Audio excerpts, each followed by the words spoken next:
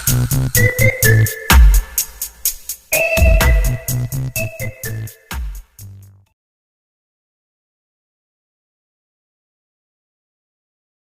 teman-teman yang terkasih di dalam Tuhan Yesus Kristus. Berjumpa kembali dengan saya di channel ini. Terima kasih buat teman-teman yang selalu baik setia mendengarkan seluruh bagian diskusi, debat, dan pekabaran Injil melalui channel ini.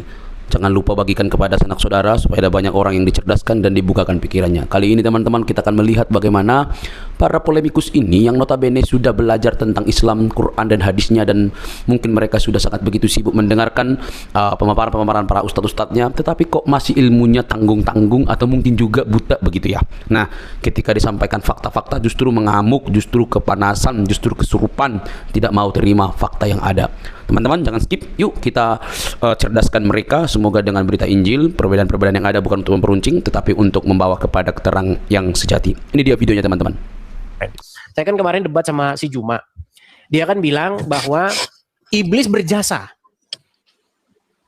Ya kan? Karena apa iblis berjasa? Karena iblis telah sukses melalui tangan orang-orang Farisi tentu ya. Melalui tangan orang-orang Farisi sukses menyalibkan Yesus. Dan karena penyaliban terjadi keselamatan, maka iblis berjasa. Kan gitu logikanya. Betul. Nah, Kata Bang Juma tuh. Nah, baik. Makanya mau saya tanggapi gini.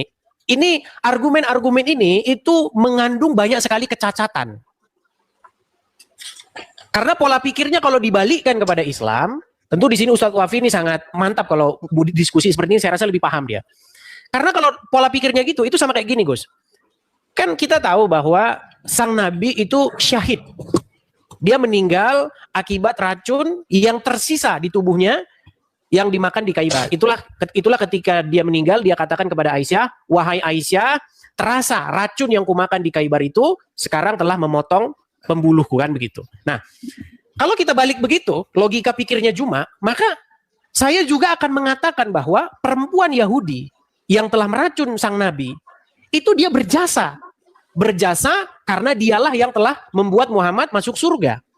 Terjadi keselamatan atas diri Muhammad akibat daripada perbuatan perempuan Yahudi. Padahal sebenarnya nggak begitu, pola pikirnya nggak begitu. Keselamatan yang benar gimana? Yang benar tuh harusnya gini. Masa kalau memang perempuan Yahudi ini berjasa membuat Muhammad masuk surga, harusnya perempuan Yahudi ini masuk surga dong. Karena dia sudah membuat Muhammad masuk surga. Padahal yang membuat Muhammad masuk surga menurut umat muslim adalah karena keimanan dan ketakwaannya. Kan begitu. Karena Muhammad beriman bertakwa sampai pada matinya, ya, dia setia kepada Allah, maka dia mati dalam keadaan syahid. Nah, perempuan itu hanya membuat mati saja, tetapi tidak membuat Muhammad masuk surga. Ya kan? Yang memberikan Muhammad surga itu tetap ada dari pihak Allah begitu. Jadi perempuan ini itu tetap salah dia tetap mendapatkan hukuman karena dia telah membunuh Rasul. Nah, begitu juga sebenarnya konsep dalam kekristenan. Jadi biar kita ini nggak salah paham. Jadi kalau kita debat tuh debat yang benar-benar diyakini oleh lawan iman kita, gitu loh. Nah, di dalam kekristenan tuh begini, keselamatan itu terjadi itu bukan karena orang Yahudi membunuh Yesus, bukan. Bukan karena orang Yahudi menumpahkan darah Yesus, tidak. Keselamatan itu terjadi karena Tuhan Yesus yang menjalankan tugasnya, itu dia setia sampai pada matinya. Sehingga ketika darahnya itu tertumpah, ya, kematiannya itu adalah kematian, saya pakai bahasa-bahasa Islam ya. Kematiannya itu adalah kematian yang syahid, begitu loh. Jadi dia itu mempersembahkan darahnya sebagai korban persembahan yang harum dan berkenan kepada Bapa di sorga. Karena menurut hukum Taurat, begini Gus Wapi, menurut hukum Taurat, orang itu, imam-imam itu, kalau dia mau mengadakan pendamaian, dia itu harus bawa darah. Jadi dia harus bawa darah domba atau darah sapi begitu, baru dia mengadakan pendamaian dosa antara Tuhan dengan umat. Jadi dia persembahkan darah itu. Nah, sementara Yesus yang juga adalah imam, dia imam besar juga, imam besar sampai selama-lamanya, dia tidak bawa darah kambing, dia tidak bawa darah sapi. Tetapi dia bawa darahnya sendiri. Nah, jadi ketika darahnya itu tertumpah, dia mengadakan pendamaian di situ. Gitu. Dia mengadakan pendamaian. Ya. Pendamaian itu bagaimana? Pendamaian itu terjadi karena dia itu setia dan benar, begitu. Jadi Tuhan. Tema ini Ustadz, izin biar ngobrolnya gantian ke wafatnya Rasulullah dengan wafatnya Yesus, sosok yang mulia dalam kekristenan. Nanti bisa nggak Ustadz? Biar gantian ada menitnya, Ustadz Yusuf. Boleh, ada timer bisa. Ya, biar Mas Edis dulu, yang duluan, biar kita paham. Berapa perlu? 5 menit, boleh, 5 menit, boleh. Oh, ya udah. Atau 4 menit, jawab 4 menit biar gak panjang. Boleh. Nggak ada 5 menit, Ustadz. Yang ada 135. 5 nggak apa-apa ya. Ya. Asik juga itu temanya itu. Timernya di atas tuh ya, Dis ya. Boleh. Oke, baik, saya lanjutkan. Nah, jadi biar kita itu, maksud saya begini, Gus. Yang Islam itu benar-benar mempertanyakan atau betul-betul menyerang, tanda kutip ya, menyerang apa yang sungguh-sungguh diimani oleh orang Kristen. Nah, saya melihat diskusi ini menjadi tidak sehat karena orang Islam itu menyerang sesuatu yang tidak diimani oleh orang Kristen, tetapi hayalannya sendiri. Begitu. Nah, itulah yang dilakukan oleh Zuma kemarin. Makanya saya luruskan gitu loh. Zuma, keyakinan Kristen tuh bukan gitu. Kamu nggak menyerang iman Kristen, kamu menyerang hayalanmu sendiri yang kamu bayangkan seolah-olah itu imannya orang Kristen.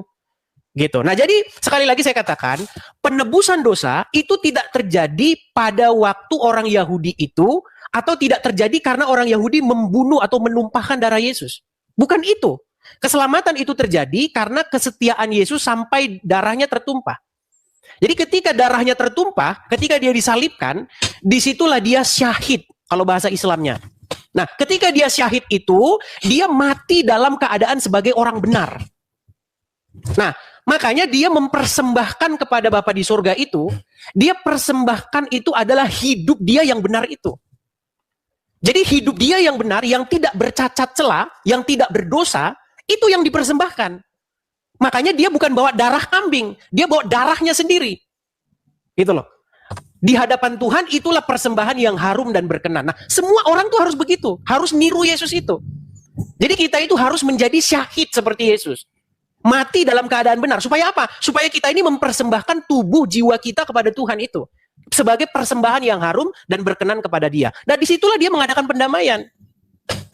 Begitu. Makanya di dalam kitab Ibrani dikatakan, dia datang ke pelataran rumah Tuhan dengan membawa darahnya sendiri sebagai persembahan yang berkenan. Disitulah dia mengadakan penebusan dosa. Jadi Tuhan itu di dalam Alkitab, Bapa di sorga, itu menuntut orang itu melakukan kesetiaan dan kebenaran akan firman Tuhan. Tapi gagal. Manusia itu jatuh semua. Dari mulai Adam, cucu, anak, semuanya jatuh. Nggak ada yang benar. Makanya dikatakan, oleh karena pelanggaran satu orang, yaitu Adam, maka semua manusia itu telah jatuh ke dalam dosa. Nah, tetapi Adam yang kedua, yaitu Yesus, dia berhasil. Dia tidak jatuh ke dalam dosa. Makanya, oleh karena pelanggaran satu orang, yaitu Adam yang pertama, semua manusia telah berbuat dosa, dan oleh karena kebenaran satu orang, yaitu Adam yang kedua, tadi Adam yang pertama, sekarang Adam yang kedua, yaitu Yesus, maka semua manusia itu beroleh pembenaran dan keselamatan. Jadi begitu, iman Kristen itu seperti itu. Jadi kami itu ditebus oleh darah Yesus, begitu. Bukan oleh darah hewan. Kami bukan didamaikan oleh darah lembu, darah domba, enggak. Kami didamaikan oleh darah Yesus. Maksudnya darah Yesus di situ adalah darah yang tertumpah karena kesetiaannya, karena ketaatan dan karena ketidakberdosaannya. Makanya Yohanes Pembaptis ketika dia berjumpa dengan Yesus, dia berkata, inilah anak domba Allah yang akan mengadakan pendamaian, penyucian dosa atas dosa-dosa manusia. Nah, kalau Anda ke situ, nyerang ke situnya, baru enak nih. Begitu. Nah, kemarin Zuma itu bukan menyerang itu, tapi dia menyerang sesuatu yang tidak diimani oleh orang Kristen itu sendiri. Seperti itu. Jadi saya berharap besok-besok diskusi ke depannya itu jangan melakukan strawman argumen yang seperti itu. Ya kan? Sama seperti, kalau saya bikin argumen bahwa Muhammad misalnya dia seorang penjual bakso. Loh, siapa orang Islam yang Muhammad penjual bakso? Kan enggak. Kalau saya bilang Muhammad penjual bakso terus saya serang-serang, muslimin, kan enggak begitu. Bukan iman Islam gitu. Jadi seranglah apa yang betul-betul diimani oleh lawan. Silakan. Oke. Ya, bismillahirrahmanirrahim. Di sini Mas Edis menggunakan kata-kata syahid. Ya, menggunakan kata-kata syahid. Yesus matinya mati syahid, teman-teman. Secara tegas dia mengatakan seperti itu. Sama seperti kasus Nabi Muhammad SAW mati sebab racun yang terasa dalam tubuhnya oleh makanan yang diberikan oleh wanita Khaybar, berarti juga mati syahid. Nah, kalau menyamakan sesuatu, Mas Edis ya, di dalam Islam, ketika menyamakan suatu perkara dengan perkara yang lain, itu namanya kias. Ya, kias. Mengkiaskan, menyamakan itu mengkiaskan. Mengkiaskan itu, kalau dalam katanya harus memahami sesuai apa yang diyakini umat Islam. Kalau Anda sudah mulai menggunakan kata syahid, menyamakan dengan kasus wafatnya Rasulullah, maka Anda terjebak kepada ilmu kias. Dalam kias itu syaratnya ada 4, yang namanya asal, hukum asal, fare, ilat. Nah, ternyata setelah kita tengok, antara wafatnya Rasulullah dengan Yesus itu berbeda secara keyakinan kita masing-masing, Mas Edis. Kalau Rasulullah wafatnya karena membela agama Allah. Jadi kata-kata syahid, ya, kata-kata syahid itu ketika mati dalam membela agama Allah. Tetapi ketika dia sudah tahu akan mati, dia sudah tahu akan disalib, dia sudah tahu akan menyerahkan diri, itu bukan mati syahid, itu namanya bunuh diri. Itu bunuh diri namanya, Mas Edis. Bukan mati syahid itu namanya. Saya sudah tahu nih, saya kalau turun ke dunia saya akan disalib. Saya sudah tahu nih, saya kalau turun ke dunia akan dibantai oleh orang Romawi. Saya sudah tahu nih, diserahkan nyawanya itu namanya bunuh diri, bukan mati syahid. Itu mati sangit namanya. Gitu. Dan kita harus pelajari secara fakta sejarahnya, Mas Edis. Fakta sejarahnya, penyalipan Yesus itu murni ya, saya katakan ya. Penyalipan Yesus itu murni hukum yang diterapkan oleh orang Romawi di saat itu. Makanya ketika saya menulis buku ini, saya sebenarnya pengen ngirim ke antum buku ini agar antum bisa kritik, ya. Ini saya tulis jawaban tuntas fitnah terhadap Islam tentang kematian Yesus. Tapi karena kamu sudah jauh, nggak ada di Sumatera lagi, jadi susah mau ngirimnya. Ini loh. Ini sudah saya tulis di dalam buku yang saya tulis ini. Penyalipan Yesus itu penebusan dosa atau eksekusi versi Romawi. Nah, penyalipan adalah metode eksekusi yang digunakan oleh Kekaisaran Romawi untuk menghukum pelanggar hukum, terutama mereka yang dianggap sebagai ancaman politik. Yesus disalibkan oleh otoritas Romawi saat itu, bukan oleh otoritas Yahudi. Ingat ya, yang menyalibkan Yesus otoritas Romawi, bukan Yahudi, saudara. Fakta bahwa Yesus disalibkan bukan dirajam, hukum yang biasa digunakan oleh bangsa Yahudi. Kalau Yahudi seharusnya dirajam. Berhubung yang membunuh itu adalah Romawi, maka eksekusinya dengan cara disalib. Itu politik saat itu. Menunjukkan bahwa eksekusi yang digunakan adalah menggunakan hukum politik Romawi, bukan hukuman religius oleh otoritas Yahudi. Makanya di dalam Britannica, website yang digunakan oleh teman-teman apologet, Britannica ini milik teman-teman Kristen, yang berbahasa Inggris, yang diartikan begini, penyalipan paling sering digunakan untuk menghukum para penghasut politik atau agama, atau mereka yang memiliki hak sipil. Jadi, Yesus dituduh sebagai raja orang Yahudi, sebuah klaim yang dianggap sebagai ancaman terhadap otoritas Kaisar Romawi. Nah, Pontius Pilatus, gubernur Romawi di Yudea, melihat Yesus sebagai ancaman terhadap stabilitas politik dan ketertiban umum. Meskipun Pilatus tidak menemukan kesalahan dalam diri Yesus, tekanan dari para pemimpin Yahudi dan kekhawatiran akan potensi kerusuhan membuatnya memutuskan untuk mengeksekusi Yesus. Ini adalah sejarah yang dicatat pada saat itu. Beda dengan Rasulullah, Mas Edis.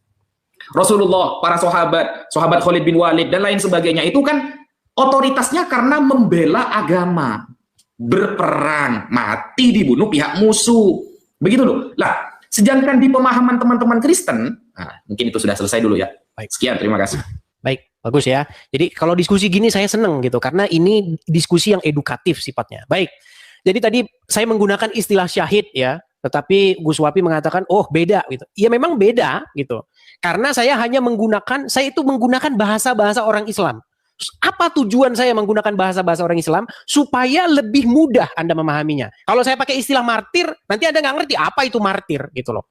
Syahid atau martir di dalam kekristenan itu adalah suatu keadaan di mana seseorang itu meninggal karena dia melakukan apa yang Tuhan suruh. Gitu loh. Walaupun di sini kita nggak menyamakan Tuhan kita nih. Kan Muhammad itu disuruh oleh Tuhannya, yaitu Allah. Yang tentu saja kami tidak mengimani Allah itu. Jangan bahas ke situnya. Ya. Dia kan meninggal karena dia melaksanakan tugas yang disuruh sama Allah. Makanya dia syahid. Dia dikasih penghargaan, yaitu berupa jannah, yaitu surga. Keselamatan atas dia. Nah, sebenarnya di dalam Injil, Tuhan Yesus itu juga melakukan begitu. Dia dikasih tugas oleh Bapa di surga untuk melaksanakan tugasnya. Untuk menyelamatkan umat manusia, untuk menginsafkan dunia akan kejahatan. Tetapi di dalam prakteknya, ya kan, orang-orang kan sebagian tidak menerima dia. Sama seperti Muhammad. Kan nggak semua orang menerima Muhammad. Makanya ada seseorang yang membunuh dia, yang membunuh Muhammad. Nah, logikanya Juma kan, karena Muhammad dibunuh dan dia masuk surga, logikanya dia berarti sang pembunuh ini dapat pahala. Kan bukan begitu cara pikirnya. Terus Anda katakan tadi bunuh diri. Gini Gus Wafi, kalau Anda disuruh sama Allah, Gus Wapi, beritakanlah agama Islam kepada suatu kaum. Anda sudah tahu resikonya. Resikonya itu adalah sebagian pasti nanti tidak terima. Tetapi kan ada nanti yang menerima, ada nanti yang menerima Islam itu. Nah, apakah Anda karena nanti takut dibunuh, karena nanti Anda sudah tahu nanti resikonya adalah Anda akan mati. Tetapi Anda tetap begitu. Karena Anda tidak takut dengan kematian itu. Anda lebih takutnya kepada Allah, begitu loh. Nah, itu bukan misi bunuh diri. Kalau Anda katakan itu misi bunuh diri, berarti penyebaran Islam itu tidak boleh dilakukan terhadap suatu tempat yang nanti ada resikonya, di situ ada resiko perlawanan. Nggak bisa seperti itu. Nah, kemudian itu masalah syahid dan martir tadi, ya. Nah, kemudian yang kedua, masalah mengatakan penyaliban. Loh, penyaliban Yesus itu adalah suatu intrik politik. Gus Wapi, betul yang Anda katakan itu betul. Dari pihak yang menyalibkan. Tentu saja dari pihak yang menyalibkan itu mereka menyalib Yesus buat nebus dosa. Bukan begitu pola pikirnya. Makanya saya bilang, selama ini kalian ini diskusi ini salah gitu loh. Sayangnya orang-orang Kristen banyak yang naik, yang nggak ngerti juga. Orang-orang menyalib Yesus itu bukan untuk penebusan dosa, bukan. Orang-orang menyalib Yesus itu karena tidak senang atau menolak ajaran Yesus. Yang melakukan penebusan dosanya itu Yesusnya, bukan orang yang menyalibnya. Gimana sih? Makanya tadi saya bilang, ketika Tuhan Yesus dipakukan di atas kayu salib, ditombak begitu, kan darahnya tercurah tuh. Ketika darahnya tercurah, itulah kematian martirnya. Nah, di situ dia mengadakan penebusan dosa. Jadi yang mengadakan penebusan dosa bukan yang nyalib, tapi Yesus. Gitu loh. Nah, ketika darahnya tertumpah, disitulah dia martir, disitulah dia syahid, bahasa Islamnya. Nah, makanya dia mempersembahkan kepada Bapa di surga darahnya. Dengan darahnya itu, dia mengadakan pendamaian. Karena menurut hukum Taurat, imam tuh bawa darah untuk mengadakan pendamaian. Tapi darah hewan. Nah, Yesus bawa darahnya sendiri sebagai korban yang harum. Hidupnya yang saleh, yang tidak bercacat celah, itulah yang dipersembahkan sebagai korban pendamaian. Gitu loh. Bapa di surga itu kan menuntut kebenaran. Nggak ada yang bisa lakuin. Hanya Yesus yang bisa lakuin. Disitulah dia mengadakan pendamaian. Jadi itu paham Kristen. Gitu loh Ustaz. Jadi jangan nyerang yang nggak dipahami oleh orang Kristen. Gitu. Silakan. Oke, bisa dipaham. Begini Mas Edis. Kalau dalam konteks syahid itu disamakan, begini. Yesus ketika disalib, ya, itu kan berkata begini kan. Eloi, Eloi, lama sabachthani. Tuhanku, kenapa engkau meninggalkan aku? Dan dalam sejarah, yang meninggalkan Yesus bukan hanya Tuhannya, tapi murid-muridnya juga lari, Mas Edis. Nah, kemudian disamakan dengan syahid versi Islam. Nah, ini yang kemudian tidak bisa sama. Kenapa tidak bisa sama? Gini, Mas Edis. Tadi Mas Edis sempat mengakui bahwa keyakinan penebusan dosa di tiang salib itu tidak benar, kata Mas Edis. Tapi yang benar itu adalah Yesus sendirilah yang menyerahkan dirinya sebagai hadiah kepada Sang Bapa yang telah memerintahkan hidup kepada dia sesuai kehendaknya, kan begitu. Nah, dalam paham ini begini. Ini saya perinci dulu Mas Edis ya. Kalau di dalam Islam, Allah mengatakan, jahidu fi sabilillah. Man jahada fina lanahdiyannahum subulana. Barang siapa yang berjihad di dalam urusan kami, maksudnya urusan agama Islam, membela agama Allah, maka lanahdiyannahum subulana. Allah akan memberikan dia banyak jalan, maksudnya jalan menuju surga dan lain sebagainya nanti. Jahidu fi sabilillah, berjihadlah di jalan Allah. Karena yang akan didapatkan umat Islam adalah nanti surga. Di dalam pemahaman Kristen, ketika di dalam 1 Yohanes nomor 29, Yohanes Pembaptis mengatakan begini, dialah anak domba Allah yang akan menebus dosa dunia. Nah, jadi pemahaman penebusan dosa itu sudah menjadi keyakinan mainstream di antara teman-teman Kristen. Dan kejadiannya itu, dalam lisan orang-orang Kristen sudah diketahui karena sudah dinubuatkan Mas Edis. Kalau Mas Edis mau menyamakan dengan mati syahid, Anda jangan sampai mau percaya terhadap nubuatan. Jangan percaya nubuatan Mas Edis. Kalau sudah percaya nubuatan yang dipahami teman-teman Kristen, dia akan lahir, akan mati di tiang salib untuk menebus dosa dunia dan lain sebagainya. Itu namanya bukan syahid. Itu memang rencana bunuh diri memang. Untuk menewaskan dirinya sendiri. Masalah alasannya itu untuk penebusan dosa terserah. Yang penting dia adalah orang yang turun ke dunia untuk menewaskan dirinya sendiri karena ada nubuatan. Nah di Islam nggak ada Mas Edis bahwa Nabi Muhammad nanti akan turun ke dunia, nanti akan mati begini-begini. Ya di dalam Al-Quran itu nggak ada. Di Al-Quran cuma dikatakan kullu nafsin dha'iqatul maut. Setiap orang yang punya jiwa pasti merasakan kematian. Kalau Anda masih percaya nubuatan, maka itu sama dengan Anda percaya Yesus itu datang ke dunia untuk menyerahkan nyawanya. Maksudnya, bahasa simpelnya dia sedang mau bunuh diri.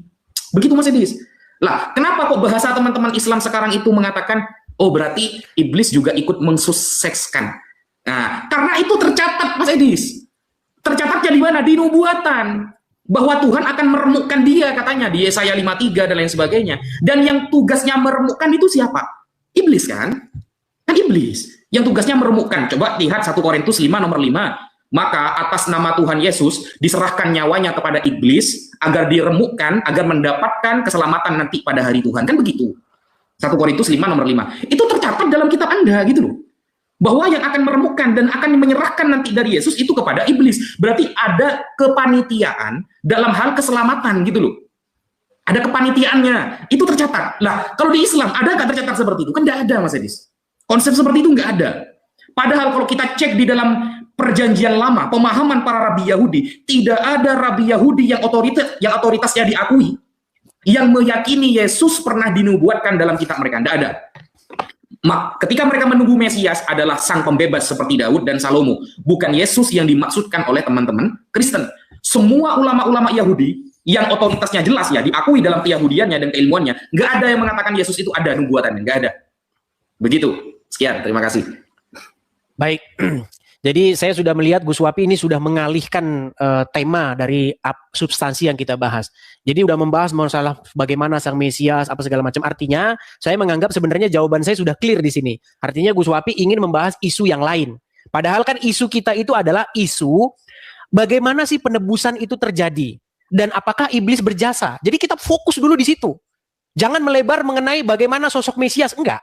Karena kan selama ini yang tidak dipahami oleh pendebat-pendebat Muslim dan juga para orang-orang Kristen yang saya katakan karbitan mau jadi pendebat tapi belum lulus, belum waktunya lulus. Akhirnya kan membuat sebuah dogma seperti itu. Orang menyalib itu biar menebus. Bukan seperti itu, Gus. Makanya buku Anda itu tadi bagus. Karena Anda melihat dari perspektif orang yang mau menyalib Yesus. Mana ada orang yang mau menyalib Yesus tuh mau menebus dosa itu? Nggak ada itu. Makanya kalau ada orang Kristen bilang bahwa orang yang menyalib Yesus biar nebus dosa, ya memang udah nggak waras lagi. Gitu loh. Yang menebus dosa. Nggak apa-apa, ini saya ngomong begitu. Supaya apa? Supaya pendebat karbitan ini biar berhenti dulu. Kau nggak usah berdebat dulu. Kau nggak ada ilmu kok. Ngapain debat-debat? Gini loh. Yang melakukan penebusan dosa itu Yesus. Bukan orang yang nyalib. Orang yang nyalib itu membunuh Yesus, motivasinya motivasi membunuh, bukan motivasi menebus dosa. Gitu loh. Nah, bagaimana caranya Yesus menebus dosa? Saya buka nih. Saya buka. Di dalam Korintus, Ibrani pasal yang ke-9, saya bacakan nih. Mulai yang ke-11 ya. Kristus adalah pengantara dari perjanjian yang baru. Nih. Tetapi Kristus telah datang sebagai imam besar untuk hal-hal yang baik yang akan datang. Ia telah melintasi kemah yang lebih besar dan lebih sempurna yang bukan dibuat oleh tangan manusia. Dan ia telah masuk satu kali untuk selama-lamanya ke dalam tempat kudus, bukan dengan membawa darah domba jantan dan darah anak lembu, tetapi dengan membawa darahnya sendiri, dan dengan itu ia telah mendapat kelepasan yang kekal. Maksudnya bagaimana? Di dalam hukum Taurat itu kan sebenarnya hanya gambaran tentang apa yang sesungguhnya nanti yang esensinya itu apa. Gini, imam-imam di dalam hukum Taurat, mereka itu harus mengadakan pendamaian antara Tuhan dengan umat. Imamlah yang mengadakan pendamaian. Caranya bagaimana? Caranya imam tuh harus bawa darah. Karena Tuhan itu kan marah, karena apa? Karena umat tuh berbuat dosa.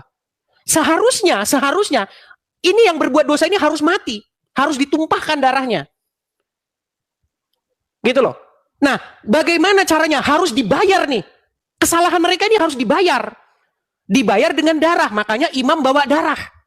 Ini suatu pesan bahwa kejahatan itu dianggap sesuatu yang serius sama Tuhan. Harus dibayar. Kalau kamu bikin salah, kalau kamu nyuri, kamu itu harus ditumpahkan darahmu. Itu di mata Tuhan. Makanya imam melakukan pendamaian. Dibawa darah domba. Nah, tetapi Yesus sebagai imam, dia tidak bawa darah domba.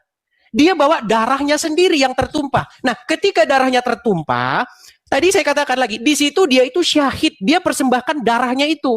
Darahnya itu darah apa? Kenapa dia kok tertumpah darahnya? Karena dia itu melakukan kesetiaan sampai pada matinya. Jadi dia itu mati sebagai orang benar. Darahnya tertumpah sebagai syahid martir. Dan itulah yang berkenan di hadapan Bapa di sorga. Nah makanya kita itu harus mempersembahkan diri kita, hidup kita sebagai persembahan yang sejati. Begitu. Makanya Yohanes berkata, Yohanes Pembaptis, inilah anak domba Allah yang akan menghapus dosa dunia. Begitu. Jadi kesalehan hidupnya yang benar, kesetiaannya kepada Bapa itulah yang dipersembahkan kepada Bapa sampai darahnya tertumpah. Itu iman Kristen.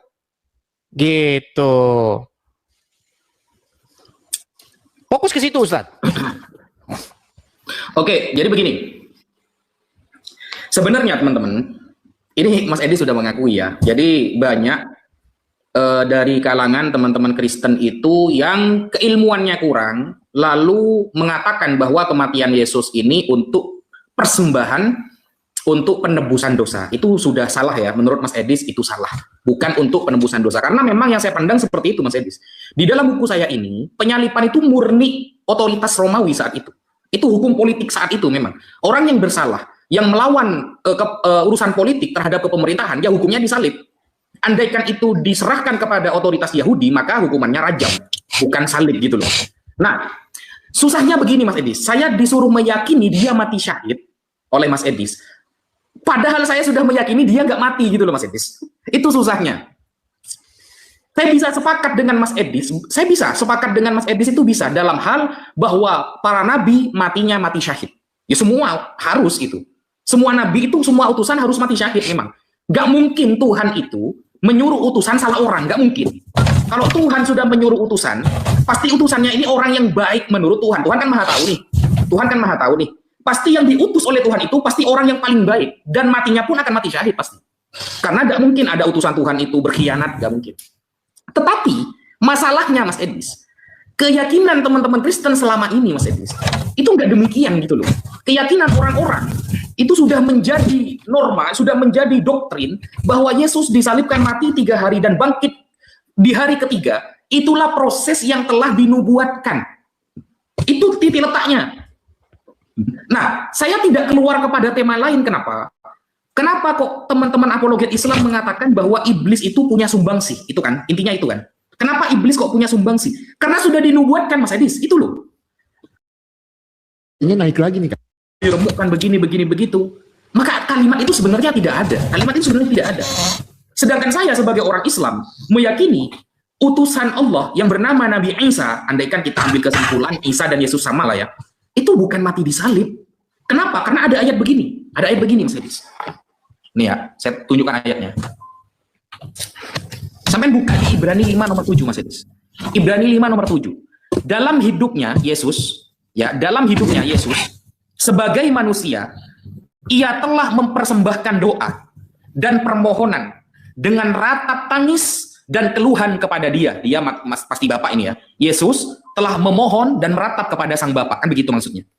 Yang sanggup menyelamatkannya dari maut. Jadi Bapak sanggup menyelamatkannya dari maut, Mas Edis. Bapak bisa menyelamatkan Yesus dari maut, ya. Dan karena kesolehan Yesus, ia telah didengarkan. Yesus berdoa agar diselamatkan dari maut. Dan karena kesolehannya, dia telah didengarkan, berarti diijabah doanya Yesus. Dia selamat, Mas Edis. Gitu loh. Tetapi anehnya, meskipun doanya didengar, Tuhan tidak menyelamatkannya dari salib. Ini yang aneh, yang sudah diyakini teman-teman Kristen. Ini adalah kenyataan yang tidak bisa kita hindari. Mengapa Tuhan tidak menjawab doa Yesus yang tulus? Jika Tuhan mengabulkan doanya karena kesolehannya, kenapa Yesus tetap harus mati dengan cara yang paling menghinakan, yaitu mati dengan cara otoritas orang Romawi saat itu? Begitu loh. Bukankah di dalam perjanjian lama itu dikatakan, orang soleh, orang yang baik, doanya pasti didengar oleh Tuhan, dikabulkan oleh Tuhan. Itu yang tidak bisa kita terima, Mas Edi. Sehingga narasi iblis sebagai sumbangsi penyalipan itu tetap ada, karena nubuatannya diyakini begitu. Itu loh. Sekian, terima kasih. Baik, kita agak sedikit melebar juga ini, Gus. Jadi yang saya maksudkan di sini begini, Gus. Satu-satu ya, saya tanggapi ya. Pertama-tama masalah apologet karbitan tadi. yang datang tiba-tiba mengatakan, bayangin, saya sering loh, saya itu kadang-kadang lihat kalian tanya begini, kenapa Tuhan Yesus disalibkan? Yang menyalibkan Yesus itu motivasinya apa? Motivasinya untuk nebus dosa katanya. Ya kalau kalian tanyanya sama ke situ ya akhirnya memang jadi jomplang diskusi kita. Orang-orang yang menyalibkan Yesus itu bukan mau membuat Yesus jadi bukan, mau mengadakan penebusan dosa, bukan gitu. Makanya Gus Wapi, tolonglah kalau diskusi pilihlah orang Kristen yang berkompeten. Jangan apologet tukang mabuk diajak diskusi. Apologet nggak pernah baca Alkitab diajak diskusi, gitu loh. Begini Gus, kalau misalnya fokus kita membahas Yesus mati disalib atau tidak, itu nanti lain lagi Gus, bukan itu pokok bahasan kita. Karena nanti beda nanti tema kita. Karena kalau dalam Islam kan Isa itu tidak disalib tapi diselamatkan.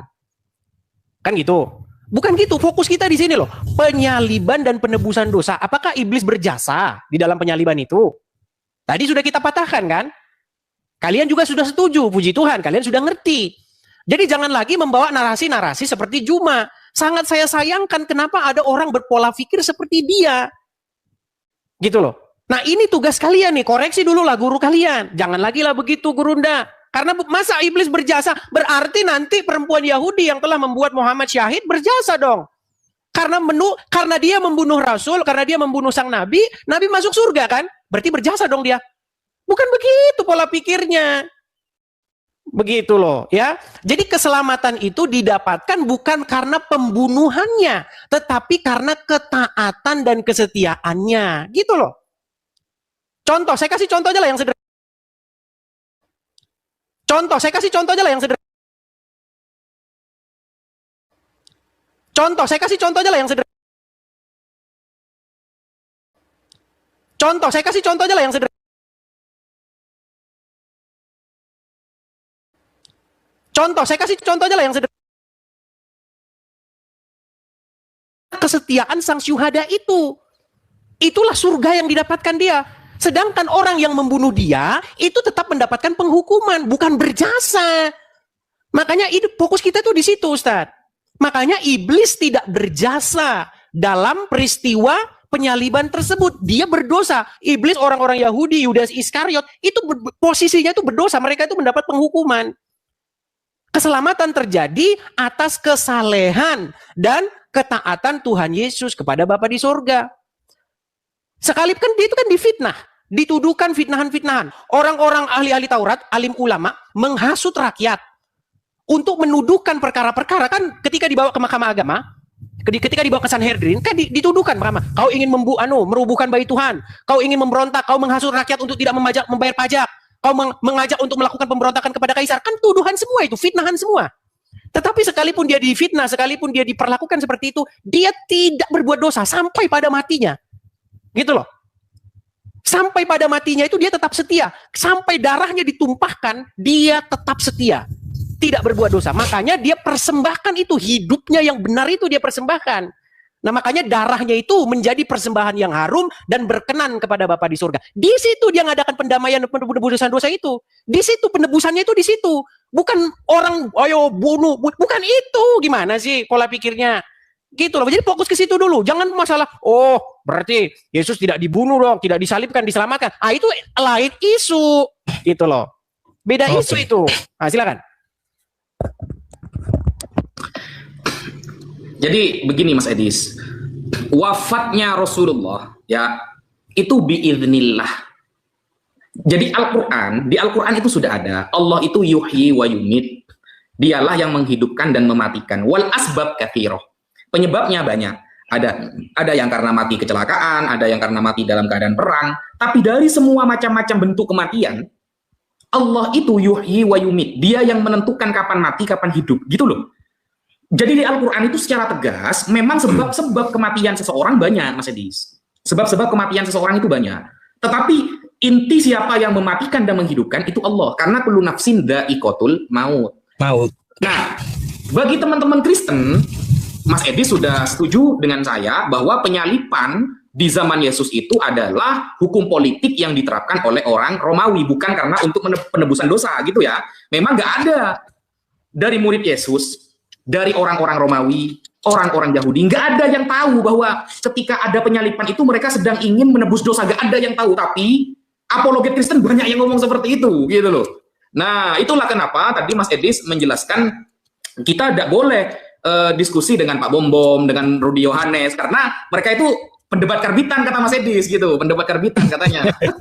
Karena yang mengatakan mereka, Mas Edis, bukan saya. Sehingga muncullah muncullah pernyataan ada eksistensi iblis untuk mensukseskan tentang pembunuhan tersebut, gitu loh. Nah, sekarang Mas Edi ternyata lebih setuju kepada pendapat Islam. Ternyata Yesus itu mati syahid. Cuma bedanya di Islam matinya bukan disalib, Mas Edis. Kalau menurut Mas Edis itu matinya disalib. Kalau memang Anda itu tidak sepakat ya, dikatakan iblis itu ikut sebagai panitia penyalipan ya, sebagai pensuksesan tentang penyalipan, ada pertanyaan dari saya, Mas Edis. Ada pertanyaan. Jadi pertanyaannya itu begini. Pertanyaannya itu begini, simpelnya begini. Jadi pertanyaannya itu begini, simpelnya begini. Jadi pertanyaannya itu begini, simpelnya begini.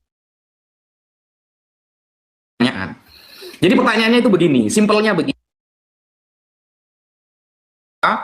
Ya, terus kemudian suksesnya iblis dalam menipu dan melancarkan semua tindak lakunya ya, dalam hal proses penyalipan, dalam menipu orang, dalam berbuat kebohongan, kedustaan, itu kesuksesannya ditentukan oleh siapa? Apakah iblis, oleh apa Tuhan?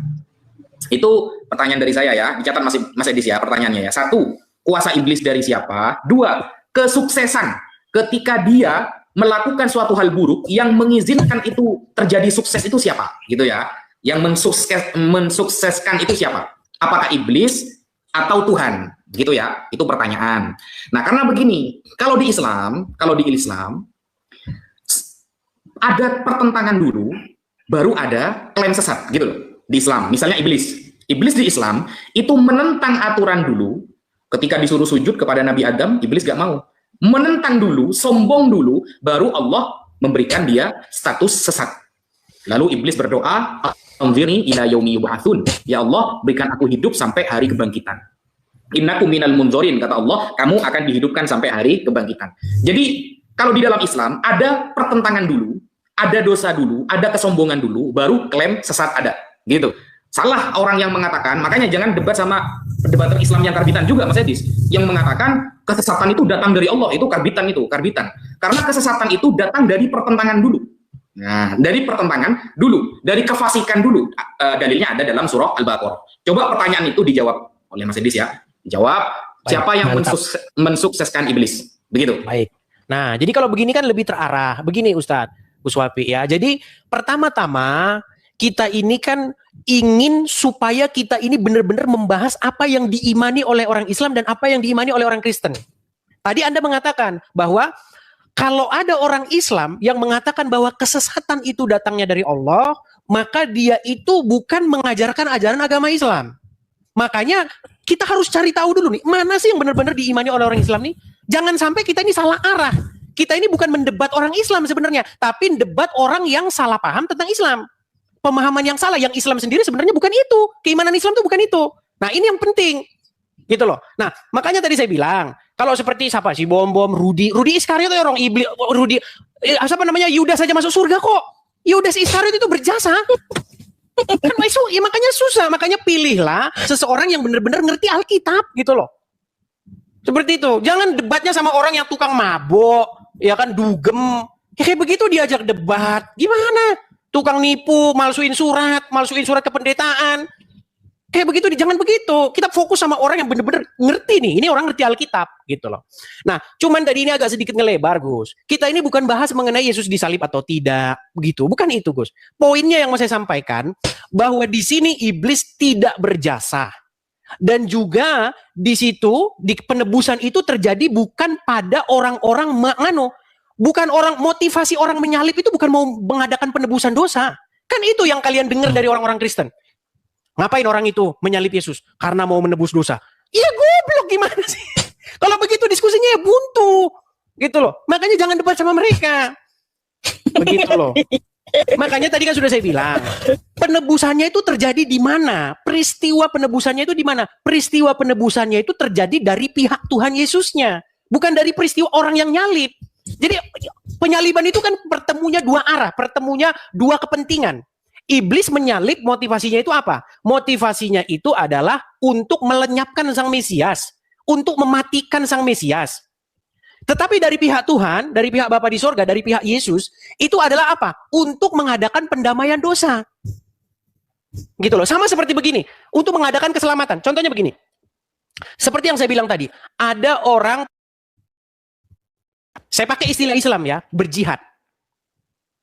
Pertanyaannya sekarang begini, apakah orang yang membunuh itu, yang membunuh dia itu, berdasarkan karena cinta, berdasarkan karena bukan kan, dia membunuh itu untuk mematikan. Tujuannya apa? Untuk membinasakan lawannya. Coba kalau ada orang Islam berjihad ke medan tempur, ngelawan pasukan misalnya pasukan musuh, ya kan? Musuhnya Kristen. Apakah orang Kristen itu mau ngirim dia ke surga? Kan tidak. Supaya dia masuk surga kan tidak. Supaya dibinasakan. Tetapi pada waktu itu terjadi, menurut imannya orang Islam, orang tersebut akan mati sebagai syahid, sebagai syuhada. Sebagai martir di situ dia matinya. Dan oleh karena dia mati itu dia masuk surga. Nah, masuk surganya itu bukan karena jasanya orang itu bukan, tapi karena kesetiaan dan ketakwaan dia kepada Allah. Begitu, jadi poin yang saya tekankan tuh di situ, Gus Wapi. Biar kita nggak melebar kemana-mana dulu. Jangan bahas isu-isu lain. Begitu. Jadi saya juga minta kepada teman-teman Muslim di sini, ya coba ingatkan juga seperti Juma. Jangan punya analogi-analogi atau punya pemahaman-pemahaman menyerang sesuatu yang tidak sungguh-sungguh diimani oleh orang Kristen itu sendiri. Nah, saya rasa nanti ini putaran terakhir, Gus Wapi. Nanti abis ini kita closing dulu. Gitu. Nanti kapan-kapan kita lanjutkan. Karena kalau membahas yang lain mengenai dan karena ratapnya dia didengarkan dan diselamatkan, itu bahasan lain. Saya bisa aja tanggapin itu. Tapi itu bukan bahasan kita yang sekarang gitu. Kita fokus kepada dua isu itu. Iblis berjasa dan di mana penebusan itu terjadi. Seperti itu. Oke, bismillahirrahmanirrahim. Susah karena saya naik di room antum aja gak dinaik-naikkan dari tadi. Jadi gimana cara diskusinya kan begitu. Nah, harus nunggu antumnya ke sini kan. Jadi begini Mas Edis. Pertanyaan saya seharusnya tampilkan dengan data Mas Edis agar kita itu pemahamannya tidak ngambang gitu. Karena begini, menurut Mas Rudi Yohanes, menurut Mas Rudi Yohanes, Anda yang salah paham, bukan dia. Gitu loh. Makanya kan agar pemahaman Islam gak ngambang menurut Anda, jawab pertanyaan saya itu pakai data. Ketika iblis itu tidak ada dalam panitia kesuksesan, ya, tim sukses ya, dalam penyalipan Yesus yang berefek akan ada penebusan dosa dari diri Yesus, bukan dari orang yang menyalibkan ya. Kan tadi kita sudah sepakat ya, orang yang menyalibkan nggak tahu dia akan menebus dosa, nggak tahu. Kita sudah sepakat di sana. Karena yang menyalibkan Romawi atas hasutan orang-orang Yahudi, hasutan pemimpin-pemimpin Yahudi. Nggak ada yang tahu dia akan sedang menebus dosa. Yang tahu dia sedang menebus dosa adalah Yesus, kan begitu? Kita sudah sepakat nih. Nah, agar narasi ini tidak selalu muncul bahwa iblis juga ikut dalam panitia pensuksesan nubuatan itu, maka dijawab tadi itu pertanyaan saya itu. Kuasa iblis itu dari iblis atau dari Tuhan? Itu yang pertama. Yang kedua, kesuksesan iblis dalam melakukan keburukan itu izin Tuhan, atas izin Tuhan, maksudnya diokekan oleh Tuhan, diapresiasi oleh Tuhan atau tidak gitu. Itu jawab. Karena begini, kalau di Islam Mas Edis, kalau di Islam, nih ya, ada ayat begini nih, dalam surah Al-Baqarah ayat ke-26. Wa ma yudillu bihi illal fasiqin. Namun, tidak ada yang dia sesatkan, tidak ada yang Allah sesatkan dengan perumpamaan itu selain orang-orang fasik. Jadi syarat Allah akan menyesatkan orang itu kalau dia fasik. Jadi ada pertentangan dulu baru disesatkan oleh Allah. Jadi ada pertentangan dulu baru disesatkan oleh Allah. Jadi ada pertentangan dulu baru disesatkan oleh Allah. Jadi ada pertentangan dulu baru disesatkan oleh Allah. Jadi ada pertentangan dulu baru disesatkan oleh Allah. Dan menjadi roh dusta dalam mulut semua nabinya. Lalu Tuhan berfirman, biarlah engkau membujuknya dan engkau akan berhasil pula. Nah, keberhasilan kedustaan ini otoritasnya dari Tuhan. Keluarlah dan perbuatlah demikian, disuruh oleh Tuhan. Nah, lalu karena itu sesungguhnya Tuhan telah menaruh roh dusta ke dalam mulut semua nabimu ini, sebab Tuhan telah menetapkan untuk menimpakan malapetaka kepadamu. Malapetakanya dari Tuhan, kesuksesan perbuatan iblis juga dari Tuhan. Sehingga wajar kalau di dalam perjanjian lama, perjanjian baru ada tertulis begini Mas Edis. Ini maksudnya, kalau memang nggak mau dikatakan iblis itu ikut-ikut, antum jawab gitu loh. Antum jawab pakai data, karena ini jelas. Nih, 2 Tesalonika 2 nomor 11. Dan itulah sebabnya Allah mendatangkan kesesatan atas mereka yang menyebabkan mereka percaya akan dusta. Jadi ada roh dusta disukseskan urusannya oleh Tuhan. Kemudian ada iblis yang urusannya dalam hal keburukan ternyata disukseskan oleh Tuhan gitu. Sehingga ketika Tuhan memberikan kesuksesan dalam segala keburukan yang iblis lakukan, maka wajar dong kalau umat Islam mengatakan termasuk yang disukseskan adalah penyaliban yang Yesus menyerahkan dirinya untuk penebusan dosa. Itu salah satu contohnya. Begitu. Saudara, sehingga kita ini sebenarnya ngambang gitu loh. Roh dustanya dari Tuhan, disuruh Tuhan, suksesnya diatur oleh Tuhan, di-ACC oleh Tuhan, yang mendatangkan kesesatan Tuhan, dan semuanya Tuhan. Jadi kuasa iblis dengan suksesnya urusan keburukan dari Tuhan, maka wajar dong kalau ada contoh iblis pun sukses karena dari kuasa Tuhan gitu. Baik. Sekian. Baik, oke baik. Jadi perkara masalah iblis berjasa dan juga penebusan, di mana peristiwa penebusan ketika penyaliban itu terjadi, itu sudah clear ya. Saya anggap teman-teman sudah paham. Jadi itu sebenarnya saya datang hanya mau mengklarifikasi kedua subjek tema itu. Cuman Gus Wapi di sini sudah lari ke tema lain, yaitu tentang masalah predestinasi, atau kalau bahasa Islamnya itu adalah qadarullah. Nah sebenarnya di dalam kekristenan, kita udah menyimpang nih ya, menyimpang. Sebenarnya dalam Kristen, itu tidak ada paham qadarullah seperti itu, paham predestinasi. Paham yang seolah-olah semua itu udah ditetapkan sama Tuhan. Ini nanti begini, Anda begini, enggak. Tuhan tuh udah tahu, begitu loh. Jadi bedakan begini, penubuat itu adalah peristiwa, taunya Tuhan akan peristiwa yang akan terjadi. Bukan Tuhan yang bikin supaya itu terjadi. Saya kasih contoh begini. Misalnya ada seseorang, ya, dikatakan begini, besok kamu akan ke sana memberitakan kebenaran, tetapi kamu akan dianiaya oleh mereka. Jadi Tuhan ngasih tahu sama seseorang utusannya, kamu akan pergi ke kota si Anu untuk menyampaikan kebenaran kepada mereka itu. Kasih tahu mereka yang benar, tetapi mereka nanti akan menganiaya kamu. Nah, pertanyaannya begini, apakah nubuatan itu, visi penglihatan tentang yang akan terjadi itu adalah sebuah pemberitahuan atau sebuah takdir dari Tuhan? Tentu tidak. Bukan suatu tak. Jadi orang yang menganiaya itu aktornya itu bukan Tuhan, tetapi adalah iblis. Tetapi yang Tuhan kasih tahu adalah kasih tahu. Makanya nubuat itu adalah pemberitahuan, bocoran dari Tuhan bahwa besok akan terjadi demikian. Bukan berarti bahwa Tuhan itulah dalangnya bahwa si Anu itu akan berbuat itu. Bukan begitu. Nah, justru paham seperti itu sebenarnya ada di dalam agama Islam. Paham qadarullah itu. Saya kena lapor ini. Saya kena lapor. Stop. Kenapa Ustadz Wafi ini pelanggaran? Iya, kan ada yang ngelaporin saya membahas sesuatu yang bikin orang gak nyaman begitu. Nggak ada akun lain, Tat? Ada. Coba ntar ya. Iya, ini sisi. Tapi gini juga Gus, saya juga dari tadi saya live terus, saya mau makan juga. Mungkin nanti bisa lanjut sama teman-teman yang lain atau mungkin di lain kesempatan lagi. Gitu Gus ya. Siap. Jadi poinnya dua itu Gus. Jadi justru paham tentang adanya qadar itu, takdir itu sebenarnya di dalam internal Islam sendiri. Karena saya pernah berdiskusi, kalau ada seseorang berzina, ada seorang muslim berzina, apakah perzinahan itu Allah yang bikin? Atau itu karena motifnya dianya sendiri yang mau berzina? Jadi yang menyebabkan dia berzina itu iblis atau Allah? Nah, kalau Allah, maka orang tersebut harusnya nggak bisa dituntut. Ya kan? Karena apa? Karena yang bikin dia berzina itu adalah Allah, takdir daripada Allah. Nah, konsep seperti ini, predestinasi seperti ini, itu sudah tidak sesuai dengan Alkitab. Tapi kita udah lari dari pokok bahasan kita yang pertama. Begitu, Gus. Jadi begitu saja, Gus Wapi dan juga Yusuf Uncup. Jadi besok-besok kalau diskusi. Ceritanya agak ada data yang mau ditampilin ini. Tadi kan udah saya tampilkan, Ibrani tadi bagaimana Tuhan Yesus sebagai imam, dia mengadakan pendamaian. Disitulah dia mengadakan penebusan dosa. Jadi yang mengadakan penebusan dosa itu.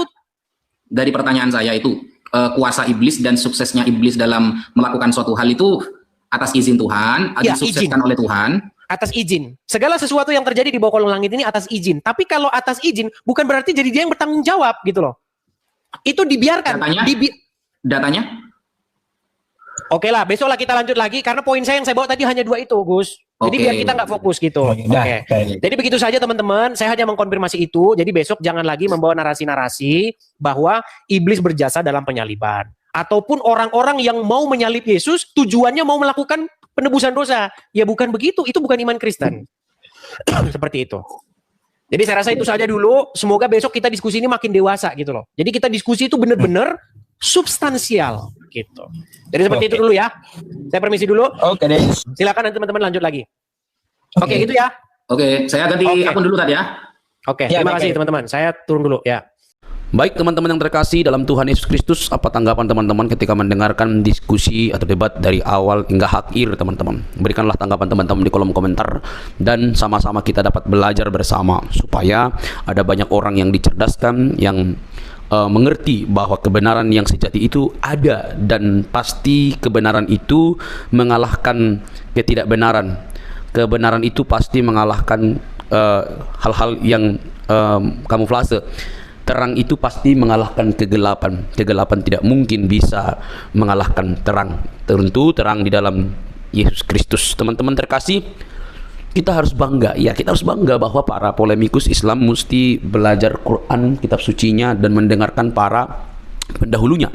Bahkan kalau kita boleh jujur, mereka harus mengikuti sang baginda sebagai tauladan yang harus diikuti. Semua kehidupan sang baginda mesti diikuti mereka, seharusnya begitu. Mulai dari dia belajar atau menyampaikan isi Quran, atau juga mempraktekkan seluruh isi Quran, dan bahkan apa yang ditulis dalam hadis-hadis, bagaimana moralnya, bagaimana dia pernikahannya, semua harus diikuti karena itu bagian yang tidak bisa dilepaskan daripada umat muslim. Tetapi alangkah sangat disayangkan bahwa mereka tidak siap dengan semua itu. Mereka hanya mencari hal-hal yang cocok. Kalau nggak cocok ya dibuatlah berita, oh itu hadis doib dan lain sebagainya. Nah, notabene teman-teman, ketika sang apologetik Kristen yang menurut pengakuannya itu dia sudah 13 tahun mempelajari Quran, ya saya itu luar biasa. Kalau 13 tahun berarti kita bayangkan itu hampir tamatlah dia SMP belajar Quran, membaca, dan mungkin kalau itu benar berarti dia lebih tajam dan lebih intens membaca Quran begitu ya. Tapi itu kan pengakuannya. Tapi boleh teman-teman pertimbangkan melalui apa yang ia sampaikan ketika berdebat atau berdiskusi dengan para polemikus, para ustadz. Bahkan dia dengan berani terang-terangan mengundang Ustadz Abdul Somad, Ustadz Adi Hidayat, dan ustadz-ustadz lain untuk masuk berdebat dengan dia. Ya, itu dirinya, artinya dia sudah memiliki persiapan yang sangat begitu matang, baik berupa pertanyaan-pertanyaan yang mesti ditanya kepada ustadz-ustadz yang notabene itu di Indonesia sangat digemari oleh banyak orang. Bahkan ustadz sekelas Juma aja minggir, ya kan? Nah, teman-teman, saat berbicara tentang Alkitab, mereka ini kan sangat begitu bebas. Tetapi saat berbicara tentang Al-Quran, mereka itu pasti kepanasan. Saat berbicara Alkitab atau kekristenan, maka itu disebut dakwah bagi mereka. Tetapi saat berbicara tentang Islam atau Quran dan hadis, maka itu penistaan bagi orang Kristen. Miris memang teman-teman. Nah, tapi kita tidak fokus di situ. Kita masuk kepada poin bahwa apa yang ditanya oleh apologetik ini hanya bisa dijawab dengan kemarahan oleh para polemikus, hanya bisa berputar, hanya bisa memunculkan urat lehernya sebesar mungkin, tanda mereka tidak siap menjawab apapun yang dipertanyakan oleh apologetik ini. Harusnya mereka kan memiliki waktu untuk menjawabnya dengan baik supaya bisa menerangkan seperti ini loh yang benar. Apa yang kamu argumentasikan itu salah, ini yang benar, ini yang tepat. Mestinya kan seperti itu. Tetapi yang kita dapatkan justru berbeda, saudara-saudara. Itu sulit sekali, sulit banget. Karena apa? Karena ketika ditanya mereka nggak ngerti, maka yang terjadi adalah urat lehernya membengkak, tanda kemarahan, nafasnya terengah-engah begitu ya. Nah, teman-teman yang terkasih dalam Tuhan Yesus Kristus, dari sini kita bisa melihat dengan terang bahwa mereka tidak siap sama sekali, mereka tidak tahu, bahkan mungkin juga mereka perlu belajar. Sebenarnya tidak perlu marah, tidak perlu baperan, mereka hanya perlu belajar. Dan dia dengan terang-terang berkata, nanti undang Ustadz Juma. Ya Ustadz Juma aja lari kok, gitu ya. Lari kok, jadi mau undang di mana? Ya, oke teman-teman. Tapi yang terpenting adalah kalian harusnya fokus dengan agama kalian begitu ya. Jangan sampai kalian suka membahas agama orang lain tetapi tidak mau dikritisi oleh kekristenan atau ditanyakan justru ngamuk-ngamuk ya. Bagi kekristenan, iman itu sudah final dalam Kristus Yesus, tidak ada keraguan di sana. Tidak ada kebimbangan di sana. Tidak ada kepalsuan di sana. Karena Kristus itu firman menjadi manusia, pribadi kedua Allah Tritunggal itu firman menjadi manusia, diam di antara kita, dan kita telah melihat kemuliaannya yang diberikan oleh Bapa kepada Dia. Dia juru selamat itu. Teman-teman, kalau kita membaca Yohanes 13 ayat 13, kamu menyebut aku guru dan Tuhan, dan katamu itu tepat, sebab memang akulah guru dan Tuhan. Jadi di sini ada dua kata yang sangat menarik. Kamu menyebut aku guru dan Tuhan, kurios, berarti itu merujuk kepada pencipta. Dia pencipta, dia yang dihormati, dia yang ditinggikan begitu ya. Jadi ketika Yesus mengatakan kamu menyebut aku guru dan Tuhan, katamu itu tepat, tidak melarangnya. Oh, saya bukan Tuhan, jangan kamu sebut aku Tuhan. Bisa saja dikatakan begitu, tetapi dia tidak mengatakan itu. Katamu itu tepat, sebab akulah guru dan Tuhan. Saudara, hal ini tidak bisa dibantah. Kata Tuhan memang bisa dipakai, karena dalam bahasa Inggris pakai istilah Lord. Ya, bisa Tuhan, bisa Tuhan. Maka tergantung konteks ayat itu. Karena Alkitab itu berdasarkan konteks, tidak boleh dicomot seperti kelakuan Ustadz Juma dan yang lain-lainnya. Comot-comot lalu lepaskan begitu saja, lalu menimbulkan persepsi pengertian yang keliru.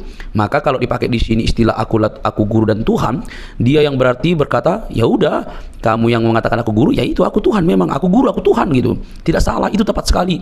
Jadi kalau ada orang yang mengatakan di mana dia disebut guru, Tuhan, ya udah ada banyak sekali gitu. Dia Allah ada juga. Jadi jangan pernah membuat sebuah argumentasi yang begitu liar tanpa bukti, karena Alkitab itu cukup bukti. Alkitab dan ahli sejarah membuktikan Yesus itu adalah Tuhan dan juru selamat umat manusia.